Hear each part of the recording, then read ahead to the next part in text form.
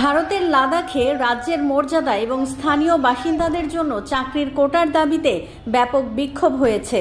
বুধবার বিক্ষোভকারীদের সঙ্গে পুলিশের সংঘর্ষে কমপক্ষে 4 জন নিহত এবং কয়েক ডজন আহত হয়।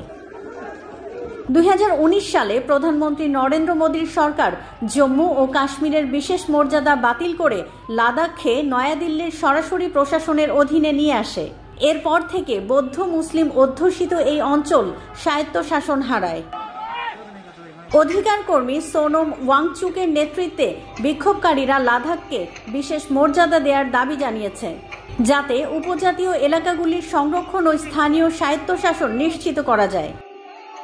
লেহ শহরের প্রধান এলাকায় মোদির ভারতীয় জনতা পার্টির অফিস ভাঙচুর করা হয়েছে এবং সেখানে আগুনও লাগানো হয়েছে।